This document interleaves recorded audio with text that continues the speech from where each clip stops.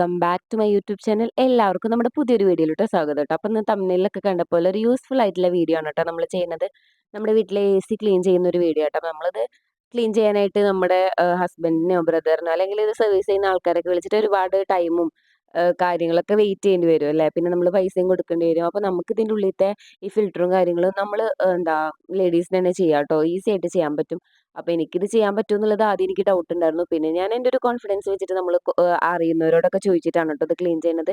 അപ്പോൾ ഏതൊരു AC ആയാലും ഇതിൻ്റെ മേലെ ഈ 2 സൈഡിലുള്ള ഈ ബട്ടൺ ഉണ്ടല്ലോ അത് പിടിച്ചിട്ട് നമ്മൾ മെല്ലെ ജസ്റ്റ് മേലക്കൊന്ന് പ്രസ് ചെയ്ത് കഴിഞ്ഞ് കഴിഞ്ഞാൽ ഈ ഒരു മേലത്തെ ഈ ഒരു ഔട്ടർ പോർഷൻ ഉണ്ടല്ലോ അതങ്ങോട്ട് പൊന്തി വരും കേട്ടോ.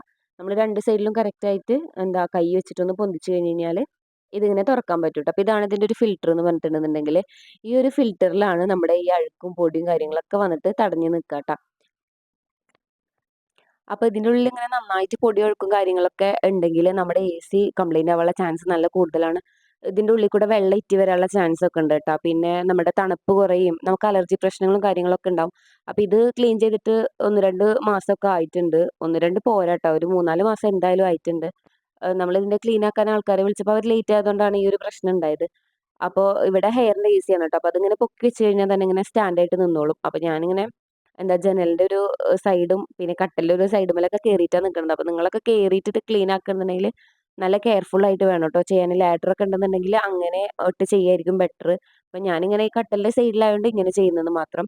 അപ്പൊ ഈ ഒരു നെറ്റ് നമുക്ക് സുഖമായിട്ട് ഊരിയെടുക്കാൻ പറ്റും കേട്ടോ. അതങ്ങനെ എക്സ്ട്രാ ഫിറ്റിങ്ങും കാര്യങ്ങളിലും ഒന്നല്ല ഇരിക്കുന്നത്. നമ്മളവിടെ വെച്ച പൊസിഷനിലാണ് ഇരിക്കുന്നത്. അപ്പൊ നമുക്ക് സുഖമായിട്ട് ഇതിങ്ങനെ എടുക്കാൻ പറ്റും കേട്ടോ. ഇതിന്റെ ഈ ഒരു താഴത്തെ 2 ക്ലിപ്പ് പോലത്തെ ഭാഗങ്ങൾ പിടിച്ച് വലിച്ചു കഴിഞ്ഞ് കഴിഞ്ഞാൽ നമുക്ക് സുഖമായിട്ട് അത് ഇവിടെ നിന്ന് എടുക്കാൻ പറ്റും കേട്ടോ.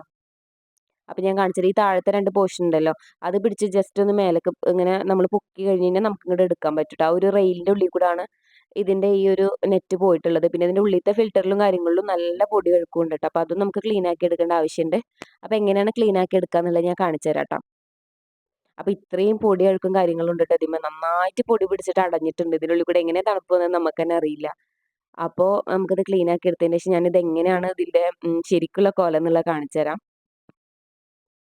അപ്പോൾ നമ്മളിതൊക്കെ ചെയ്യുമ്പോൾ നല്ല കെയർഫുൾ ആയിട്ട് വേണം ചെയ്യാൻ. നമ്മൾ കറണ്ട് ഉപയോഗിച്ച് പ്രവർത്തിക്കുന്ന ഒരു സാധനമാണ്. അപ്പോൾ നമ്മുടെ ഇതിന്റെ മെയിൻ ആയിട്ടുള്ള പ്ലഗ് ഉണ്ടല്ലോ അതെപ്പോഴും ഊരിയിട്ടിട്ട് വേണം കേട്ടോ ഈ പണിക്ക് നിൽക്കാനായിട്ട്. അപ്പോൾ ഞാൻ ഈ സൈഡിലുള്ള ഈ പ്ലഗ് ഊരിയിട്ടിട്ടാണ് ഇതിന് നിന്നിട്ടുണ്ടായിരുന്നത്. അപ്പോൾ അതെപ്പോഴും നമ്മൾ ഊരിയിട്ട് വേണം ഇതൊക്കെ ചെയ്യാനായിട്ട് ട്ടോ.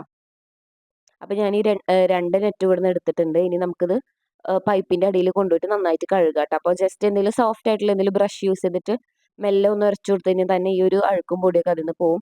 പിന്നെ ഈ ഒരു ഫിൽറ്റർ ക്ലീൻ ചെയ്യാനായിട്ട് ഞാനിങ്ങനെ ഒരു ഉപയോഗിക്കാത്ത ഒരു ബ്രഷ് ഉണ്ടല്ലോ പഴയ ബ്രഷ് അതാണ് കേട്ടോ എടുത്തിട്ടുള്ളത്. അതെടുത്തിട്ട് ഇങ്ങനെ താഴോട്ടും മേലോട്ടും മാത്രം ഇങ്ങനെ ആക്കി കൊടുത്തു കഴിഞ്ഞാൽ അതിൻ്റെ ഉള്ളിലത്തെ പൊടിയും കാര്യങ്ങളൊക്കെ പോരും കേട്ടോ. ഇനിയിപ്പോ ഇതല്ലാന്നുണ്ടെന്നുണ്ടെങ്കിൽ നമുക്ക് പെയിന്റ് അടിക്കാൻ യൂസ് ചെയ്യുന്ന ബ്രഷ് ഉണ്ടല്ലോ അതേട്ടും ചെയ്യാൻ പറ്റും. നമ്മളെപ്പോഴും ശ്രദ്ധിക്കേണ്ട കാര്യം എന്താ വെച്ചിട്ടുണ്ടെങ്കിൽ താഴേന്ന് മേലേക്ക് മാത്രമേ അല്ലെങ്കിൽ മേലേന്ന് താഴേക്ക് അങ്ങനെ മാത്രമേ ആക്കാൻ പാടുള്ളൂ ട്ടോ.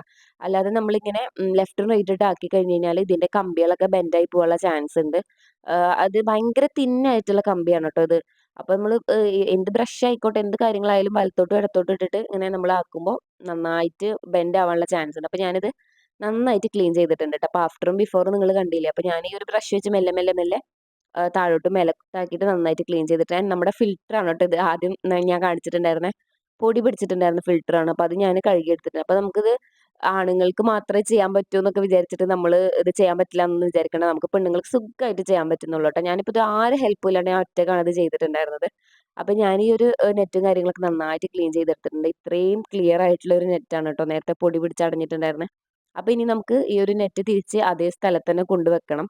അപ്പൊ അതിന് വേണ്ടിയിട്ട് ഇതാ ഞാന് പിന്നെയും അതൊക്കെ തുറന്ന് അതിന്റെ മേലുള്ള പൊടിയും കാര്യങ്ങളൊക്കെ തുടച്ചെടുത്തിട്ടുണ്ടായിരുന്നു കേട്ടോ ഞാന്. അപ്പൊ അതെ ഇതിന് ഇന്നത് ഇന്ന സൈഡിൽ തന്നെ വെക്കണം എന്ന് നിർബന്ധമില്ല കേട്ടോ. നമുക്ക് ആ 2 നെറ്റ് അങ്ങനെ അങ്ങനെ ഇങ്ങനെ ആയാലും കുഴപ്പമില്ല. അപ്പോൾ ആ ഒരു റെയിലിന്റെ ഉള്ളിൽ കൂടെ നമ്മൾ ഇങ്ങനെ കടത്തി അകത്തോട്ട് വെച്ച് കഴിഞ്ഞിട്ട് നമ്മൾ ഈ ലാസ്റ്റ് ഉള്ള ഭാഗം ഒന്ന് വളച്ചിട്ട് അതുണ്ടായിരുന്ന ആ പൊസിഷന് നമ്മൾ ഊരുമ്പോൾ അത് ഉണ്ടായിരുന്ന പൊസിഷൻ എവിടെയെന്നുള്ളത് നമുക്ക് കാണാൻ പറ്റും.